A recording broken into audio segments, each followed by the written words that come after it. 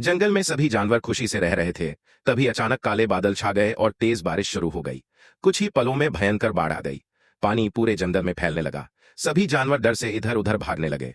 तभी एक समझदार बंदर ने तेजी से पेड़ों की लकड़ियों से एक नाव बनाई।